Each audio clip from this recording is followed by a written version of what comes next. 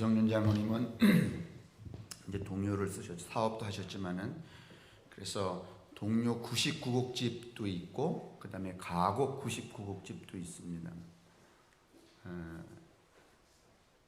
유 장로님은 안 계시니까 우리 신 장로님께 유 장로님 생각하면서 감사하다고 박수 한번 하겠습니다.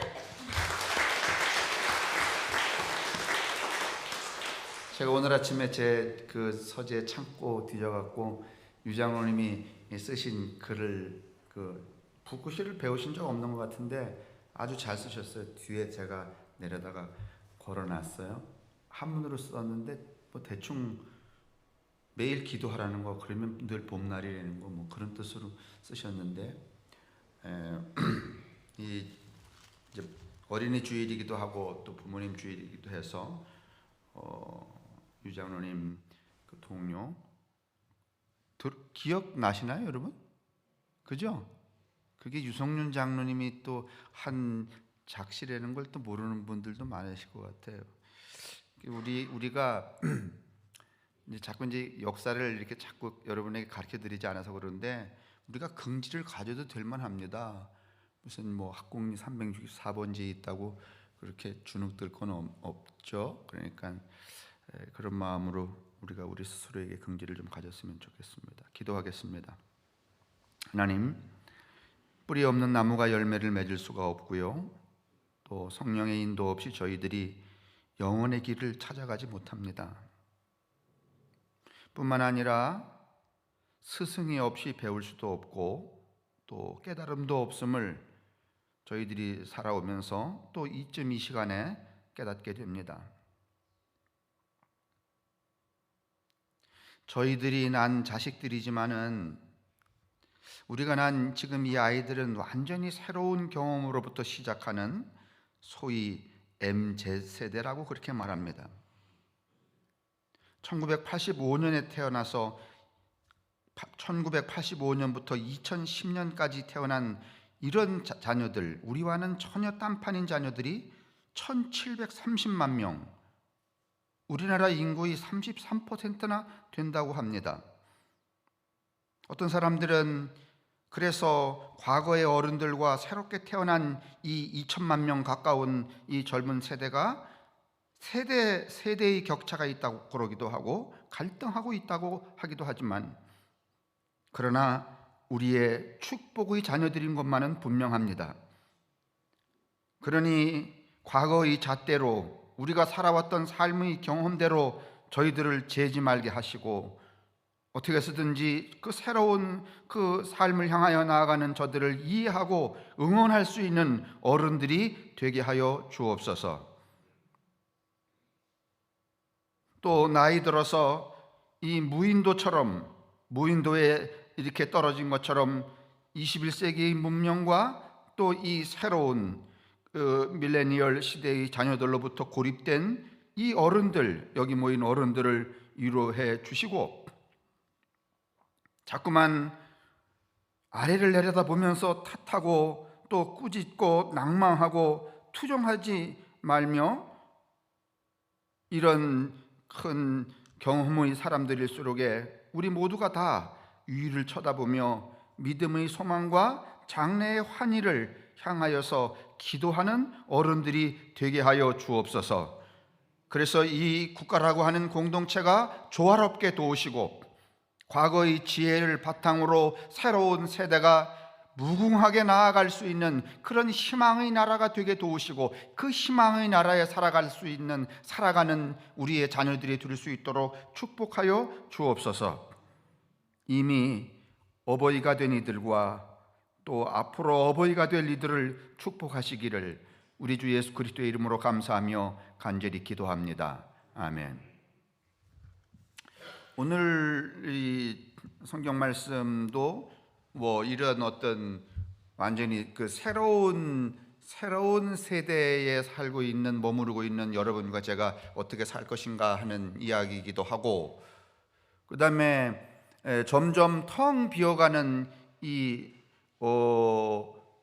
공동체의 공허 속에서 우리가 어떤 신앙의 자세를 가질 것인가 하는 이야기하고도 다르지 않습니다.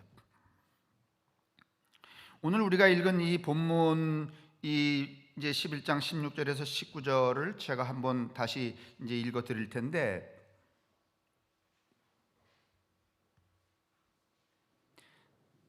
우리 어릴 때는 이렇게 문장을 하나 읽으면 문장을 문단 나누기를 하고 그거를 이렇게 줄이잖아요. 그걸 뭐라고 말하는 거면 한문으로는 글자, 자자, 눈, 안자 이렇게 해요. 그러니까 제가 이거를 16절에서 19절까지 읽으면 여러분들이 제가 두 단어로 줄여라 그러면 두 단어로 딱 줄일 수 있어야 돼요. 그러면 설교 끝난 거예요, 사실은. 자, 한번 줄여 보실래요? 자, 오늘 본문이에요. 16절에 이 시대를 무엇에다 비유할까? 장터에 앉아 딴 아이들에게, 우리가 딴 그러니까 다른이라는 뜻이에요. 뭐 딴 나라 이러잖아요. 딴 사람, 그게 강원도 사투리인지 모르겠는데 우리도 다른 이렇게 점잖은 말은 안 썼어요. 딴 놈, 뭐 이렇게 딴이라고 하는 말을 썼죠. 딴 아이들에게, 다른 아이들에게 소리 지르는 어린 아이들과 같으니 17절에 그들은 너희를 상대로 우리가 피리를 불어도 너희는 춤추지 않았다. 피리를 부르는데 춤추지 않았다는 거예요. 우리가 통곡하여도 너희는 가슴 치지 않았다고 말합니다. 18절에 사실 요한이 와서는, 이거 똑같은 말이에요. 앞에 16절 17절을 18절 19절에 또 반복하고 있는 거예요. 18절에 사실 요한이 와서는 먹지도 마시지도 않을 때, 그러니까는 어이 저놈 귀신 들렸다 이렇게 말하고, 19절에 내가 왔을 때, 내가 와서는 먹고 마시니 보아라 먹보요 술꾼이며 세관원들과 죄인들의 친구로다. 이럴 땐 이렇게 말하고 저럴 땐 저렇게 말하고, 그러나 지혜가 옳다는 것은 행실로서 드러났습니다. 자, 여러분 이걸 두 단어로 말씀해 보실래요? 이건 뭐 하지 않았다는 거예요. 이랬더니 이래도 이러지 않고 저래도 저러지 않았다, 그 말이잖아요. 그렇죠? 이래도 이러지 않고 저래도 저러지 않았다. 그러나 결국에 가서는 이렇게 저렇게 한 것이 지혜, 옳다, 그런 말이죠. 그렇죠? 그러니까 이걸 딱 두 글자로 하면은 뭐가 될까요? 5글자로 하세요. 그러면 6글자. 자, 숙제 같아서 또 이거 여러분 익숙하지 않으니까 이거 간단하게 줄이면은요, 반응하지 않았다예요. 맞죠? 맞아요? 그러면 결론은 이거예요. 이래도 이러지 않고 저래도 저러지 이러지 않았다는 거예요. 그러나 그렇게 한 것이 옳다는 거예요. 그러니 너희들은 지금 그 꼴로 살지 말고 이럴 때 이러고 저럴 때 저래라, 그런 말이죠. 그렇죠? 다시 말하면 뭐하고 살아가라? 반응하고 살아가라는 거예요.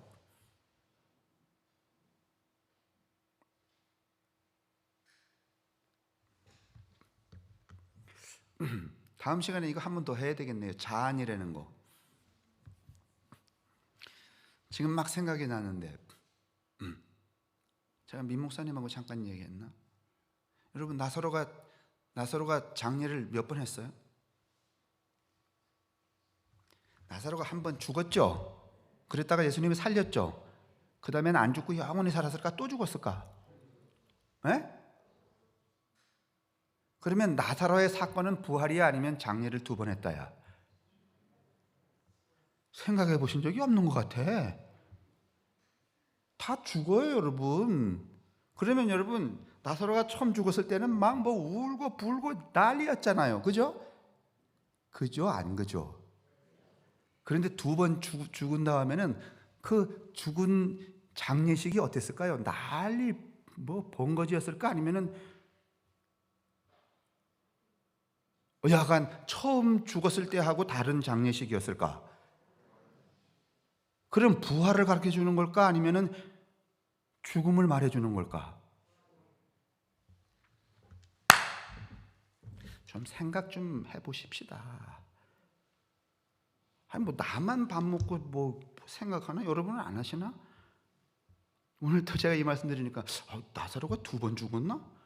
2번 죽었잖아요. 그럼 두 번째 죽었을 때는 장례식이 어떻겠냐고.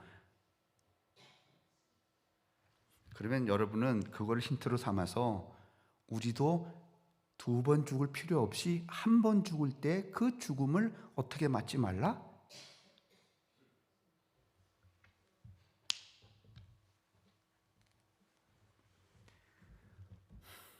아이, 두 번 죽어보셔야 알겠나? 다음 시간에 다시 말합시다. 그런데 오늘 이 본문을 우리가 이해하기 위해서는 여러분, 예수님 시대의 상황을 좀 우리가 이해할 필요 있어요. 여러분이나 저도 시골에서 가난하게 살았기 때문에 여러분하고 좀 연배 차이가 있지만은 그렇게 놀이라는 게 별로 없었습니다. 그렇죠?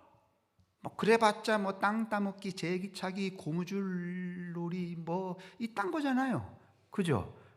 그다음에 우리 남자들은 조금 이제 큰 다음에는 이렇게 이렇게 별을 베고서는 논바닥에서 이제 공을 차야 되는데 공이 없으니까 뭐 차는가 하면 어쩌다가 동네에서 한 마리 잡는 돼지 오줌통 얻어갖고 거기다 바람 넣어서, 여러분 돼지 오줌통 공 차기 해보신 분 있어요?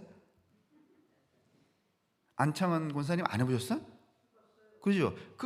그게 동그래요? 아니면은 이렇게 럭비공 같아요?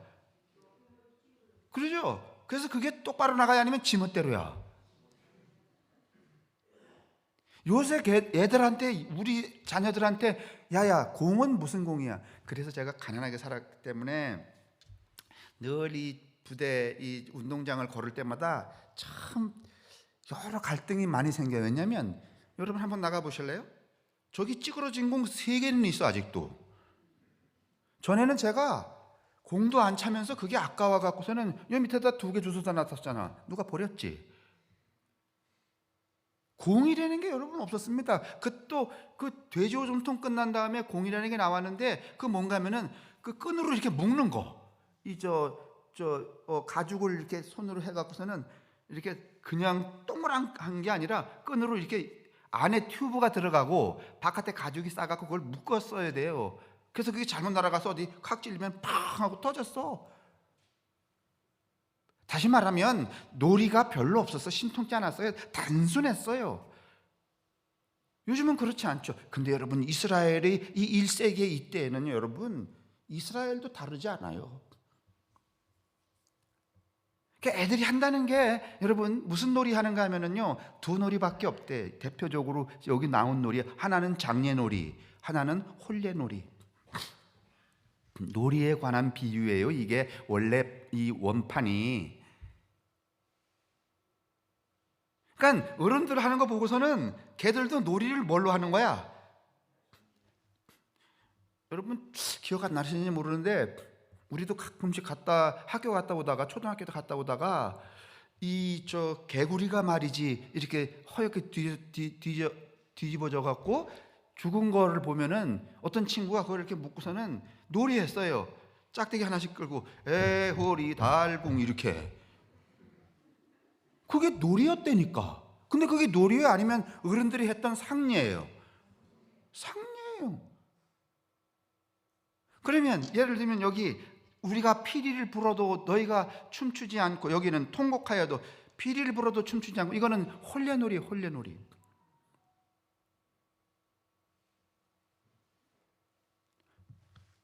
그 다음에 통곡을 하여도 애호리, 그러면 한 놈이, 그 친구들 한 놈이 목청 좋은 놈이 깨구리 묻어놓고서 말이지 탕탕 밟으면서, 그러면 또 옆에서 이렇게 훈수 뛰는 놈들이 달궁 이래야 된다고. 근데 같이 모여 있는데 애호리 해도 어떻게 하지 않는다는 거야? 반응하지 않나요? 그러면 놀이가 돼야, 아니면 재미가 없어.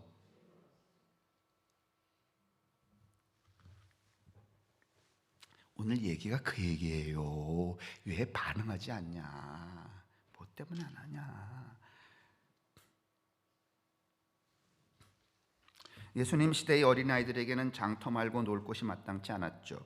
물론 나이 드신 여러분과 제가 자라던 그 시절도 그랬지만은, 그래서 이때 당시에 이 아이들이 놀던 대표적인 놀이가 혼례놀이와 장례놀이였습니다. 어른들이 했던 것을 흉내를 내는 거죠. 그게 오늘 본문에 나오는 장터의 아이들이고 통곡하는 아이들입니다.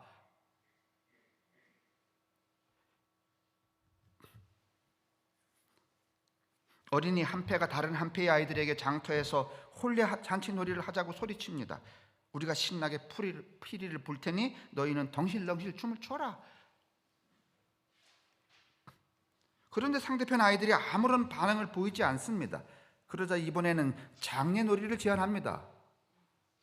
우리가 아이고 아이고 할 테니까 너희들은 그냥 슬픈 듯이 가슴을 탁 친. 또 이 장례놀이 나오니까 참 장례에 대해서 제가 할 말이 좀 많은데, 여러분 예전에는 어릴 때 기억인 것 같아요. 유별나게 그 동네에서 이 슬픈 표현을 잘하는 분이 계셨어. 네? 그래서 자기네 집에 장사집이 아닌데도 그분이 가 일부러.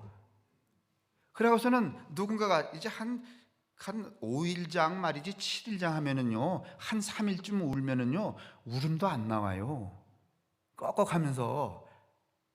그러면 그냥 의뢰로 이 짝에서 아이고 그러면 저 짝에서 아이고 뭐 그때 말이지 이 바지도 못 입고 말이지. 그렇게 청승 떠는 그 저 훈수꾼이 있었잖아요.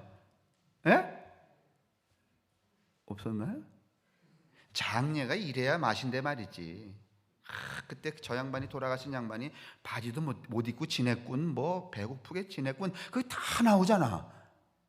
근데 우리는 요즘은 또 가가 뭐만 턱 내고.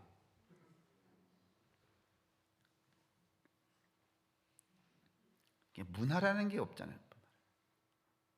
제가 언젠가도 이제 그런 얘기했지만은, 일단 상복은 여러분 누가 입어야 되는가 하면, 삼배 옷은 누가 입어야 되는가 하면 유족이 입어야 되는 거예요. 회개의 마음으로. 근데 요새는 거꾸로야. 아주 근사한 턱시도는 잔치집에 가는 옷은 지가 입고, 죽은 사람한테 뭘 입혀? 삼배 옷을 너 회개해 이런 거야. 엊그저께 여러분 영국의 그 여왕의 남편이 필립공이 돌아가셨잖아요. 눈여겨보셨는지 모르지만 저 사람들은요 관을 어깨 밑으로 끌지 않습니다. 다 존중의 표시로 다 어떻게 해요? 관을 어깨 위로 듭니다. 죽음을 그렇게 존중하는 거예요.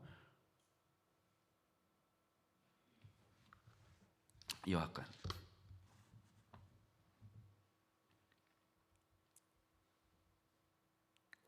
그런데 여러분, 이 소위 말하면 이 장례놀이는 누구와 앞 뒤에 있는 18절과 19절에 비하면 장례에 관한 얘기, 먹지도 않고 뭐 마시지도 않고 광야에 사는 거, 이건 장례놀이, 요한의 외침하고 같은 거예요. 근데 예수는 또 반대로 먹고 마시고 놀고 막 하잖아요. 이건 무슨 놀이에 해당하는 거야? 그렇죠. 홀례놀이하고 같은 거예요. 그러니까 다시 말하면 요한의 얘기도 반응 안 하고 예수의 얘기, 내 얘기도 반응하지 않았다, 그런 말이죠. 그렇죠?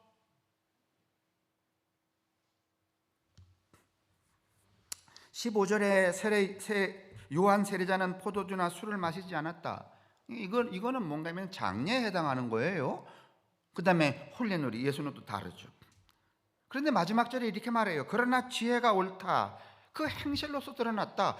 요한이 한 거 그거 지혜다, 옳은 거다 말이지. 내가 한 거, 너들은 반응하지 않았지만 내가 한 거 그거 지혜다. 곧 하나님의 지혜라는 거예요. 성서는 여러분 신구약을 통망라해서 지혜는 하나님의 지혜를 의미하는 거고, 하나님의 지혜는 뭔가 하면 예수 그리스도를 여러분 동의어예요.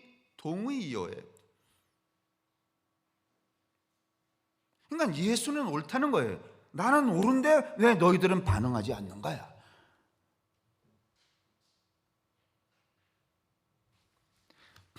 여러분, 오늘 우리의 이 교회나 신앙이나, 예를 들면 교회가 텅텅 비어 간다든가 신앙이 약화되어 간다든가 하는 것들은 신앙이 문제인 거야? 아니면은 우리가 예수에 제대로 반응하지 않아서 그런 거야?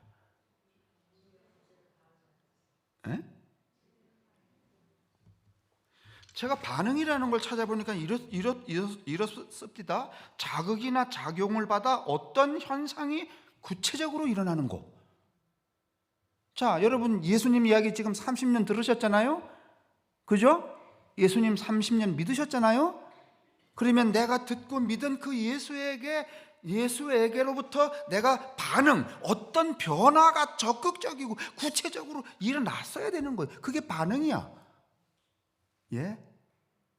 근데 우리는 믿기는 믿었는데 반응은 별로 안 일어났어.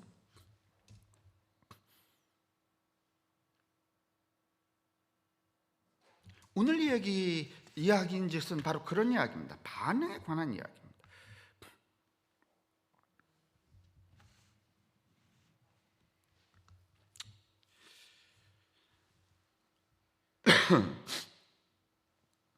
요즘 말로 치면은 왜 1세기에 그 팔레스타인에서는 세례 요한도 있었고 예수도 있었는데 왜 예수님을 따라가지 않은 것이며 왜 교회가 텅텅 비어갔을까요? 왜 신앙이 믿음이 위기인 것처럼 이렇게 뛰었을까요? 사람들이 피리를 불어도 춤추지 않았고 통곡하여도 가슴을 치지 않는 것처럼 반응하지 않았기 때문, 그 하나님의 지혜, 다시 말하면 예수에 대하여 세례 요한을 통하여 내가 어떤 자극이 일어나고 작동이 되어서 적극적이고 구체적인 변화가 없었기 때문에 그런 거였단 말이죠. 제가 한 10년 전쯤 됐나요? 미국에 갔다가 펜실베니아에, 여러분 언제 제가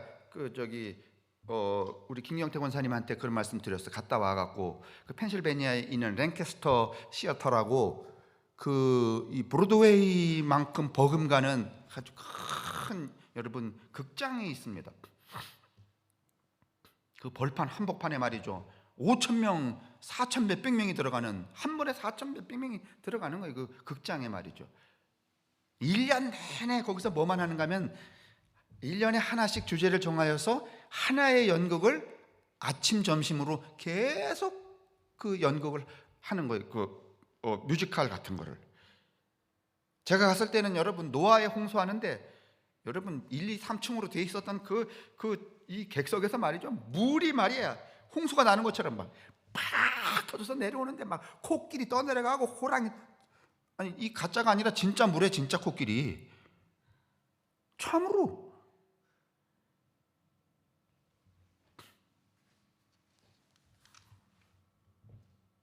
그래서 제가 그때 갔다 와서 그 김경태 권사님한테 무슨 말씀 드렸는가 하면은, 우리가 돈을 교회가 투자를 하고 김 권사님이 그 연극을 잘 준비를 해서 우리 극장에서 그걸 1년 내내 한 달에 한 번씩 돌리는 거야.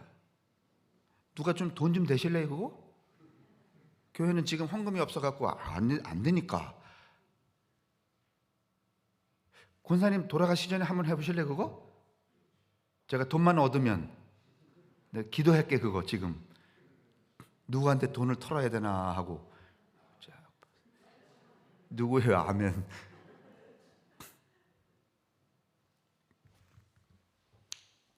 근데 그 얘기 하려고 하는 게 아니라, 제가 그때 10년 전 갔으니까 그때 50살 이 언저리잖아요. 근데 돌아다 보니까 4,000명 가까이 모여 있는 그 관중들이 다 누군가 하면 머리가 하얀 할머니 할아버지들만 모여온 거야. 여러분 아시는 것처럼 여러분 유럽은 오래전에 이미 문 닫았고, 제 딸이 살고 있는 스위스에도 유럽은 여러분 마을이 생기는 가장 가운데 뭐부터 지어요? 교회부터 지어요. 잘 지어요. 제일 잘 지어요. 걔네 동네에도 교회 있어요. 근데 누가 없는가 하면 목사가 없어. 그 순회를 해. 한 4달 만에 한 번씩. 그러니 4달 동안 막 그냥 살다가 4달 만에 한 번 교회 가려면 여러분 교회 가는 날을 까먹죠. 매일 가도 그런데. 미국도 지금 텅텅 비었어요. 그 록펠러가 어머니를 위해서 여러분 지었다는 리버사이드 처치라고 하는 데가 봤더니 어마어마한 엄청난 큰 교회인데 교인이 없어갖고서는 그 교회 유지를 위하여서 1불씩 들어가는 입장료를 받더라고. 근데 그 랭카스터에 와 있는 그 노인들이 말이죠, 미국 전역에서 오신 분들이에요. 이제 영국에서 말이죠, 메이플라워를 타고서는 미국에 와서 신대륙을 개척하고, 그때는 이 사람들은 믿음으로, 보수적인 믿음으로 살았던 사람들이거든요. 그 사람들은 오직 어떻게 하는가 하면 하나님 나라 가는 게 소망이었어요. 그 소망을 믿고선 살아왔는데 지금 애들은 교회 하나도 안 다니고 교회는 텅텅 비고, 여러분 아시는 것처럼 미국 교회가 어마어마하게 크게 지어놨다가 교인이 없으니까 한국 목사들한테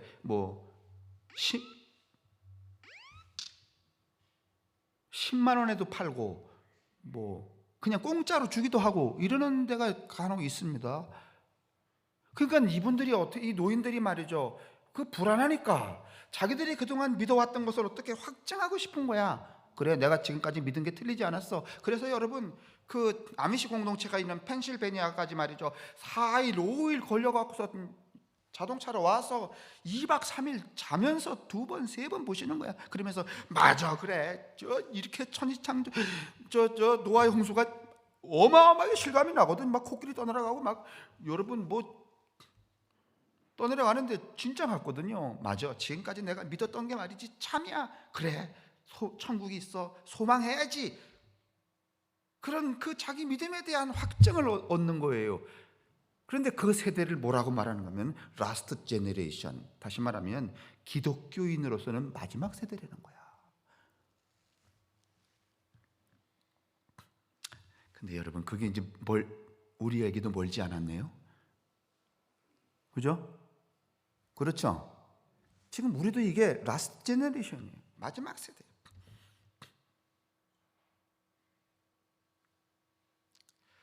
저도 늘 고민이에요. 여러분에게, 지금까지 믿어본 여러분에게 지금 우리 교회 밖은 말이죠, 매우 진보하는 이 과학 문명 때문에, 제가 뒤에도 말하겠지만 요즘에는 예수 믿는 것보다는 과학을 더 잘 믿어요.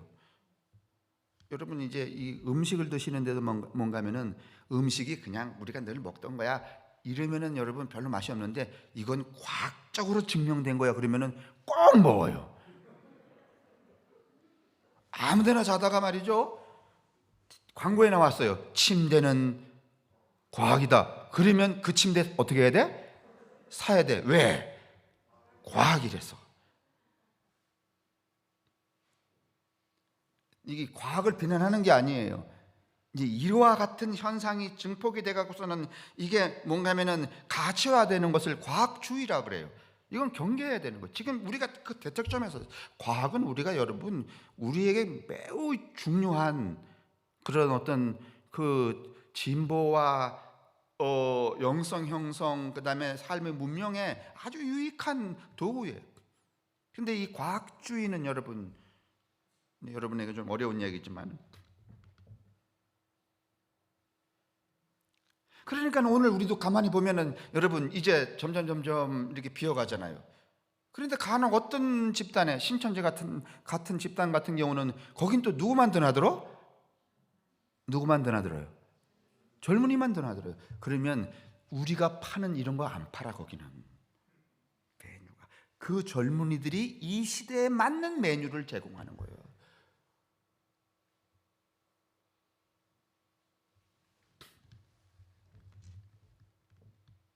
왜 우리가 오늘날 이렇게 이 종교가, 그러면 이제는 종교가 필요 없어진 걸까? 많은 사람들이 이렇게 말해요. 종교가 필요 없는 세대가 되었다. 영성이 무슨 소용이냐 말이죠.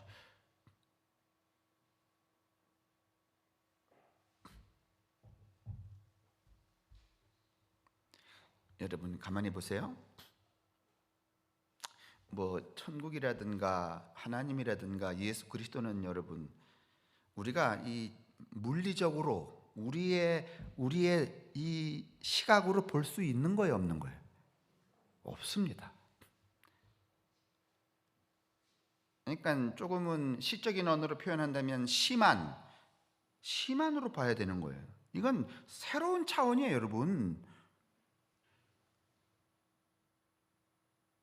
근데 오늘 우리는 이 시대에는 여러분 너무 직물적 사회에 살다 보니까, 물화된 사회에 살다 보니까 이 과학주의의 이 가치 안에 살다 보니까 우리가 갖춰야 될 이 심한 이 물상 너머에 있는 그 무엇인가를 봐야 될 그 무엇을 못 보고 있는 거예요. 2015년에 여러분 그 네이처라고 하는 과학지에서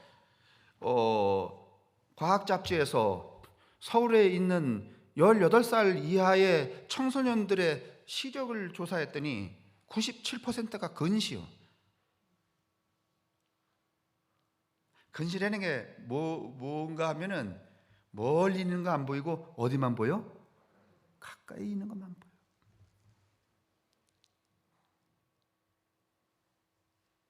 여러분, 가까이 있는 것만 본다는 것은 여러 가지 이유가 있지만은 일단 가까이 있는 것을 잘 봐야지만 성적이 잘 올라가.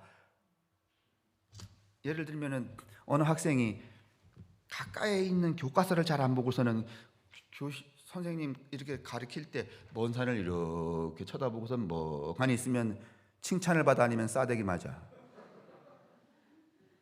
도대체 멀리를 못 보게 만들어요. 가까이 보라고 말해요. 그러면 윤 장로님, 매사를 가까이 보면은요, 마음도 뭐가 되는가 하면 근시가 돼요. 마음이 멀리까지 보지 못하게 된다는 말이에요. 근시가 된다는 거예요. 마음의 근시. 이 마음의 근시가 여러분, 마음의 근시는, 이 근시라고 하는 것은 여러분 무슨 상상이거나 이것을 조금은 더디게 만들고 당장 이 현상학적으로 나타나는 물상에만 집중하게 돼요. 그래서 대부분 예전에는 공부 잘하는 사람들이 뭐 썼어요? 뭐 썼어요? 우리 때는 일부러 안경 쓰는 친구들도 있었어. 어떻게 보이려고? 공부 잘하는 척하게 보이려고.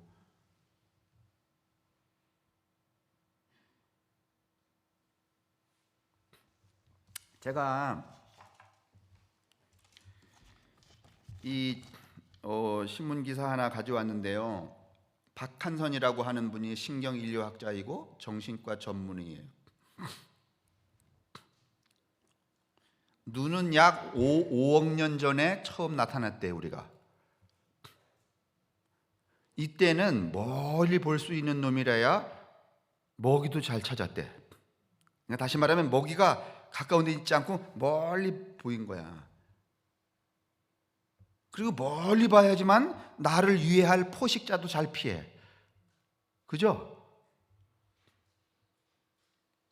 그리고 멀리 봐야지만 짝도 잘 찾는데. 근데 어느 이유에서인지 모르게 멀리 보는 일들이 줄어들기 시작했다는 거예요. 가까이 봐야 뭔가 먹을 게 많이 생겨나는 그런 사회가, 문화가 됐다는 거예요. 그 근시가 이 육체의 근시가 되면서 마음의 근시도 일어났다는 거예요. 그래서 조그만 일에도 뭔가면은 이해가 안 되는 거야. 전에는 마음이 원시였을 때는, 멀리 볼 수 있을 때는 그래, 그럴 수 있지. 양희은 책처럼 그래, 그러라 그래, 이렇게처럼. 근데 요새는 요만큼도 여유가 없는 거야. 그냥 마음의 근시 때문에. 여러분 보세요. 이런 형탁이다니까. 말 한마디에도 그냥 이만한 돌바위처럼 걸려 넘어져 갖고서는 그냥 신음하고 절망하고 공격하게 되고. 그러니까 다시 말하면 그냥 쑥 넘어갈 것도 요즘에는 넘어가 안 넘어가. 그러니까 다른 사람 하지 말고 우리도 좀 우리 자신을 생각해 보자고요. 예전에 그 시골에서 말이지, 가난하게 말이지 널찍하게 이렇게 살았을 때는 그래도 좀 용납하는 것도 좀 넓었고 그러지 않았어? 안 그랬어요? 근데 요즘에 말이지 아파트에 살고 보니까 사람이 넓어져 아니면 그만큼이야. 마음이 근시가 된 거예요. 여러분, 마음의 근시가 되니까 보이지 않는 하나님이라든가 예수를 탐침하고 느끼고 이해하고 그를 통하여 반응하는 일이 어려워진 거죠. 맞죠? 맞죠?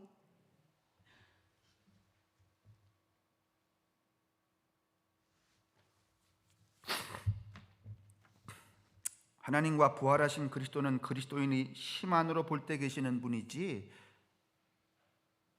이렇게 우리의 시각으로 볼 수 있는 존재가 아닙니다. 육안으로 보이지 않습니다. 하나님과 예수는 현상으로는 부재하는 분입니다. 근데 우리는 이런 차원을 아주 무시하게 됐어요. 다시 말하면 물질계에서는 확인하지 못합니다. 그런데 오늘 이 우리 사회는 무엇이 지배하는가 하면은 아까도 말씀드렸지만 이 과학주의가 우리를 지배합니다. 이 과학주의가 우리의 가치며 우리의 값이며 또 우리를 풍요하게 한다고 여깁니다. 복권을 사는데도 일종의 데이터가 필요하죠. 주식을 사는데도 뭐 이런 그래프 저런 그래프 나와갖고 이 그래프 붙여보고 저런 그래프 붙여보고 이렇게 해서 말이지 딱 맞춰보니까 이게 옳다. 이걸 과학주의라 그래요. 모든 것을 과학의 근거에 살려고 합니다.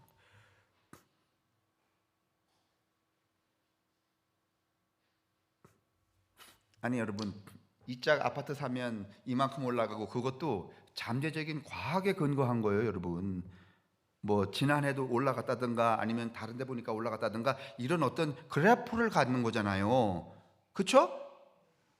아니 그러면 그게 좀 이해가 안 되시면 어디서 이렇게 집 사는데 쫙 기도해 보고선 뭔가 영화만 빛이 빛 속으로 그 집 속으로 착 왔어. 시끄러. 내가 기도해 보니까 그 집에 빛이 떨어졌어. 난 그 집을 사야 돼. 이럴 분 있으면 손 들어봐. 옛날에는 그런 분들이 계셨어.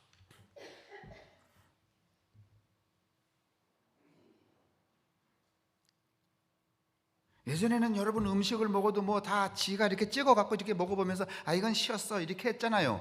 그죠? 누구를 의지하는가 하면 자신의 자기 존재의 그 심리적 깊이로 모든 것을 판단했어요. 근데 요새는 그렇게 안 해요. 입에 가져가 되기도 전에 일단은 과학 거기에 저 생산 연월이 언젠지 유효기간이 언젠지 그걸 봐 안 봐? 그거는 여러분 심리야 아니면 과학이야?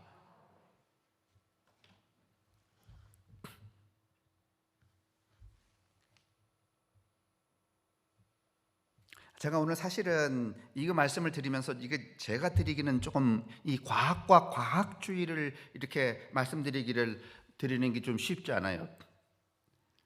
이 이제 반증주의라고 해서 이게 칼 포퍼라고 하는 분이 이 소위 과학주의에 대한 이 이의를 제기하고 계신데 그래서 제가 어제라도 좀 그 원고 써놓고 장병기 교수님한테 설교 시간 중간에 과학과 과학주의를 좀 설명해 주십시오 이렇게 말씀을 드리려고 했습니다만 그냥 모르면 모르는 대로 이번 판에는 하려고.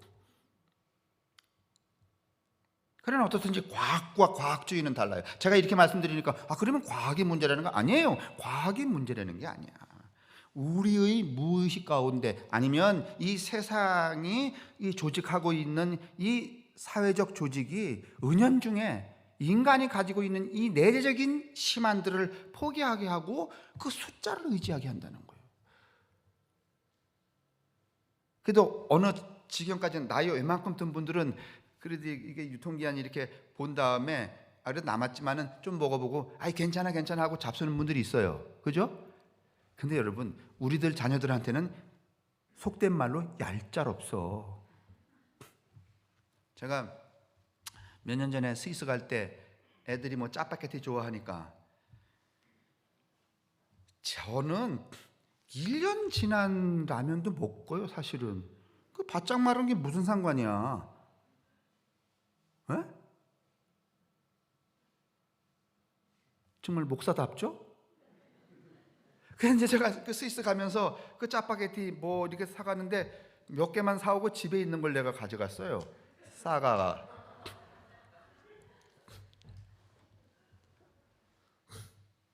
그래서 가서 쫙 그냥 제 손녀가 나루 자연인데, 나루야 자연아, 할아버지가 짜파게티 사왔다 쫙 내놨더니 지 애미가 딱 아유 아빠 고생하셨어요 이 말도 하기 전에 짜파게티를 딱 보더니 아니 일주일밖에 안 남았잖아 이러는 거예요.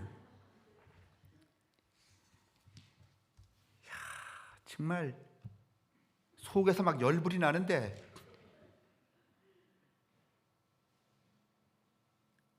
이런 방식으로 살아가는 것을 과학주의라 그래요. 그게 마치 절대 가치인 것처럼 그렇게 신봉하는 거, 이건 좀 우리가 생각해 봐야 돼요.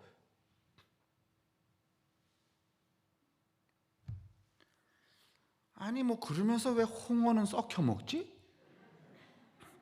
그건 유통기한이 언제야? 그래서 제가 요즘에 아이들한테, 전에는 제가 홍 선생님한테 뭐 이렇게 아이들도 요새는 못 오지만은, 지난 올해 못 오지만은 과자 사다가 말이지 주고 그랬잖아요.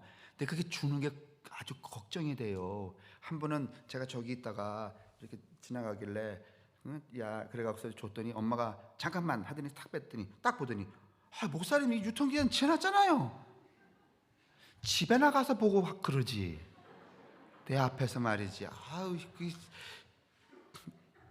정말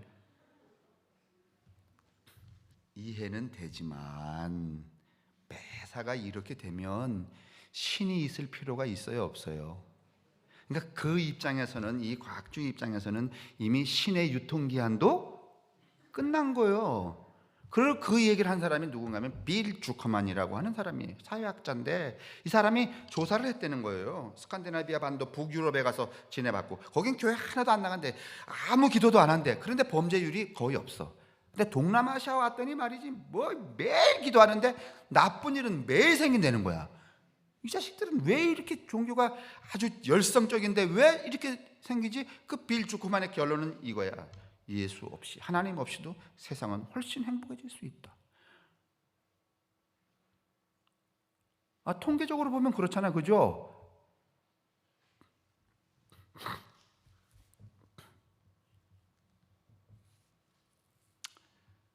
그러니까 오늘날 어떤 의미에서는 여러분하고 제가 말이죠, 목회자인 저도 이렇게 교회가 텅텅 비어가 앞으로 더 빌 거예요. 더 빌 거예요.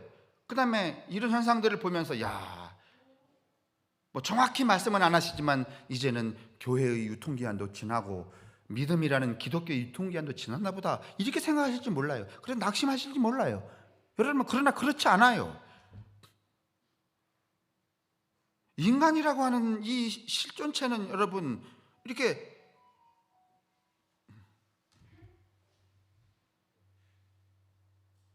눈에 보이는 물상만 있는 거, 이것만 이루어진 게 아니잖아요. 여러분도 우리 자신을 한번 깊이 생각해 보세요. 정말 이 포대 안에 들어있는데 뭐 여러 개도 들어있잖아요. 근데 이게 정말 내가 나를 이렇게 이해하려도 그게 이해가 돼야, 아니면 아주 너무 복잡해. 다시 말하면 뭐 마음이라는 거 봅시다. 마음이라는 거, 그게 뭐 딱 부러지게 이게 마음이야 이럴 수 있어요? 아니면 나도 몰라? 예? 그게 나를 구성하고 있는 또 하나의 요체인데 그걸 어떻게 과학적으로만 말할 수 있냔 말이에요. 그럼 그건 어떻게 봐요? 어떻게 해야 되는가 하면, 근시로 해야 되는가 하면, 해야 되는 게 아니라 그럼 심한이라는 게 뭐예요? 다른 거 아니에요. 결론적으로 말하면 우리가 이제 반응해야 될 사람들이란 말이죠. 예? 자극을 받아서 작동하여 구체적으로 변화해야 될 사람들이란 말이죠. 그러면 우리가 누구로부터 자극을 받아야 돼요? 1번 과학, 2번 문재인, 3번 예수. 그 예수에게 자극을 받아야 되잖아요, 그죠? 그러면 예수의 깊이 몰입을 해야 될까 안 해야 될까? 그러죠. 예수를 공부해야 돼요. 그리고 여러분 자의적으로 이렇게 저절로 반응이 안 일어난다면, 예수님이 오른뺨을 맞아라, 맞을 때 왼뺨을 대라, 그럴 때 한번 해보는 거야. 내가 어떤 반응이 일어나는가? 그래서 그것을 자기적으로 이렇게 반응을 내가 일으키다 보면, 자전거 여러분 타는 거하고 비슷해요. 자전거 타보셨죠? 처음에는 누구 발로 밟아요? 자전거 누구 발로 밟아? 내 발로 밟죠. 근데 바퀴가 굴러가면은요, 내 발로 밟지 않아도 바퀴가 굴러가요, 안 굴러가요? 굴러가요. 신앙이란 그런 거야. 결론은 이거예요. 여러분, 우리가 라스트 제너레이션에 이제 이 세대에 왔기 때문에, 유통기한이 끝났기 때문에 교회가 텅텅 비는 거 당연히 여기고, 나는 이제 허무하게 내가 믿는 믿음의 이 종착지를 설정할 게 아니라, 여러분, 나는 지금이라도 우리의 인류가 근데 여러분, 오늘 여기 자료 보니까 전 세계에 15억 명이 근실해네. 15억 명은 어디만 보고 사는 거야?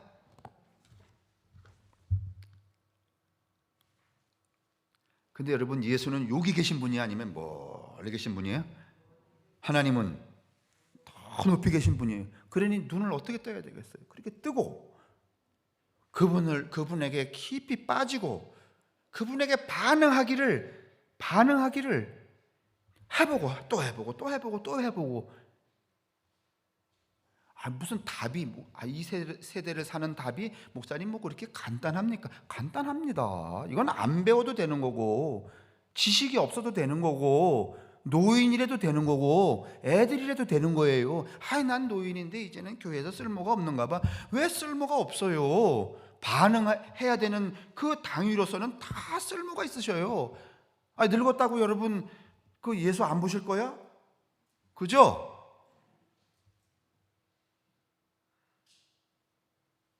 우선은 내가 목사로서, 장로로서, 교인으로서, 30년 믿은 사람으로서 그 예수의 반응, 내가 뭘 반응하고 있는지 한번 생각해 보세요. 여러분, 텔레비 보다가, 내가 전에는 말이지 무를 좋아했는데, 무는 또 무가 위장병에 좋나요? 좋아요? 그럼 안 되겠네. 무를 안 먹었어. 아주 무는 싫었어. 국에 들어가도 건져냈어. 근데 텔레비를 딱 보니까는 무가 말이지 위장병에도 좋고, 위궤양도 고치고, 위암도 안 걸리게 하고, 그날 즉시 1번 반응한다, 아니면 계속 안 먹는다. 텔레비를 보면서 그렇게 반응을 하면서 예수를 믿으면서 왜 반응을 안 하시냐 말이에요. 이 양반이 이렇게 수없이 많은 이야기들을 하는데 지금 그 얘기하는 거야. 야 임마, 세례 요한도 와서 말이지 장례놀이 하는데 너들 귀등으로도 안 봤지?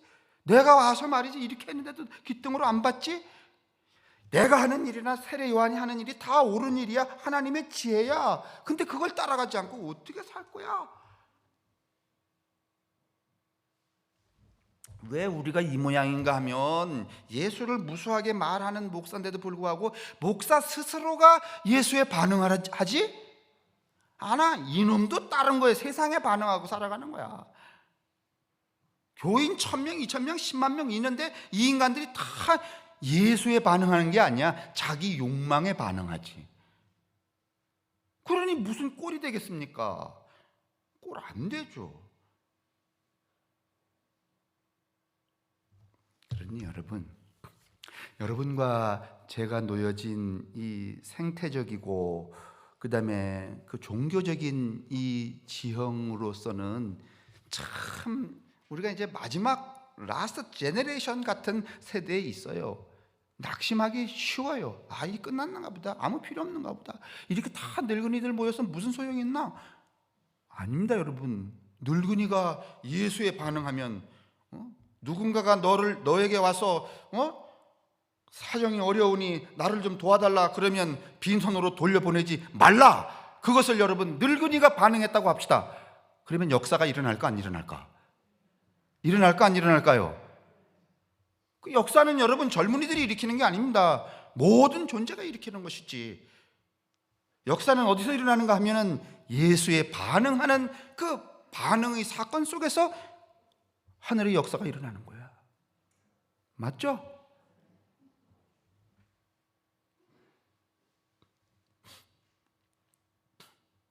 이게 적절한 비유는 아니지만은 학교에서 여러분 공부 잘하는 아이가 있다고 합시다. 그 공부 잘하는 아이는 대체적으로 누구에게 반응하는 사람이야? 선생님 얘기를 안 듣고 만화책만 본다, 쿨쿨 잔다, 아니면 선생님은 100을 가리키는데 110% 반응한다. 그죠? 그지 않아요? 아니 어디 가서 여러분 무슨 저 요리를 배울 때도요, 그 가리키는 그 요리사에 반응하는 그 농도를 따라서 그 인간이 달라질지 안 달라질지가 정하잖아요. 막 요리 선생님은 가르쳐 주는데, 그래 너는 이년아 그렇게 해라 인마, 나는 집에 가서 내 맘대로 할 거야. 그러면 달라질 게 없지. 하던 대로 살지. 그럼 이 세대를 우리가 여러분 낙심하지 마시고, 에? 낙심할 일이 아니죠. 그럼 뭐 할 일이야 지금? 그러죠. 내 나이 상관없어요. 심자노님, 아유 난 이제 늙어서 80, 내일 모레 90인데 90살 된 노인네가 말이지 예수에게 반응한다 합시다. 진짜 태양도 멈출 수 있을걸? 그죠? 믿습니까? 이게 여러분 우리가 살아야 될 이 세대를 사는 삶의 방식이죠. 그죠? 그러면 늙은이만 모였든지 젊은이만 모였든지 그게 무슨 상관이에요? 아무 상관도 없어요. 2명이 모였든지 100명이 모였든지 그게 무슨 상관이에요? 사랑하는 성도 여러분, 눈앞에 있는 것만을 가치로 여기지 마시고 멀리 또 깊게 볼 수 없는 것을 보려고 하는 그런 태도를 지니셔서 우리에게 끊임없이 말씀하고 계시는 예수에게 반응하는, 처음부터 작은 것이라도 반응해 가면은 여러분 어떤 반응이든지 변화가 일어나게 돼 있어요. 그 변화는 뭔가 하면은 역사를 일으키게 되어 있죠. 제가 지난번에 심심해서 이 이야기하고 마치겠습니다. 심심해서 텔레비를 켰는데 그 북한에서 이 내려온 분들이 이렇게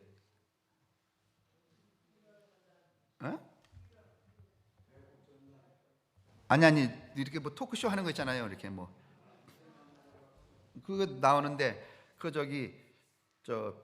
김일성 전망대 만든 젊은이가 이야기를 하더라고. 그때 마침. 근데 이제 무슨 이게 철길 같은 걸 놓으면은 철길을 차가 통과하기 전에 그 김일성이나 그 수령께서 먼저 볼 수 있도록 산꼭대기다가 제일 잘 보이는데 전망대를 만든대. 그래서 이제 이분들이 이제 전망대를 만들 마음은 없었는데 뭘 했는가 하면은 아주 수령님을 위하여서 하루에 3시간씩 자고서는 저걸 닦았대. 철길을 닦았대. 그랬더니 고생했다고 소고기를 한 건씩 줬대. 너무 감동해갖고 말이지, 자기들 스스로 당 간부가 시키지 않았는데도 불구하고 결의를 했대. 우리가 저 700고지 꼭대기에다가 이 철길이 잘 보일 수 있는 전망대를 만들자. 그래서는 그 소조원이 모두 700명인데 700명이 산 꼭대기로 올라가갖고 삽으로 파고 이렇게 해갖고 15일 만에 아주 기쁨 가운데 전망대를 만들었대. 그런데 김정은 시대 때인데 김정은이가 거기 와보기도 전에 죽어갖고 꽝이 됐대. 무슨 얘기인가 하면 우리가 작은 일에 반응하게 되면 더 큰 역사가 일어나게 돼 있다, 그런 말입니다. 왜 여러분과 저의 삶에 역사가 안 일어나요? 왜 변화가 없는 거예요? 뭐 하지 않기 때문에? 반응하지 않아서 그런 거예요, 여러분. 그거 이해되세요? 그런 것 같아요? 그럼 오늘 우리가 이 시대에 기독교인으로서 반응하고 살아야 될 그 거울은 누구예요? 예수 그리스도죠. 사랑하는 성도 여러분, 예수에게 반응하며 살아가는 여러분과 제가 되기를, 그래서 넉넉히 이 세대를 잘 살았다고 말할 수 있게 되기를, 매일매일 여러분과 저의 변화된 삶 가운데 일어나는 역사를 행복해 할 수 있게 되기를 주님의 이름으로 축원합니다. 기도하겠습니다. 하나님, 우리 모두를 도우시고 또 인도하시고 축복하여 주옵소서. 너무 가까운 것에, 현실적인 것에만 눈을 돌리지 말게 도우시고 마음의 눈을 깊이 멀리 열어서 볼 수 없는 것들을 보려고 하는 열망을 허락하시고, 그래서 마침내는 예수에게, 하나님에게 반응하는 그런 혼들이 되어 매일매일 달라지는 이 5월의 계절처럼 매일매일 변화를 통하여 일어나는 그 역사를 기뻐하고 감동하고 감격하는 성도들이 되게 하여 주옵소서. 여기 모인 모든 교우들이 그리할 수 있게 되기를 우리 주 예수 그리스도의 이름으로 간절히 축원합니다. 아멘.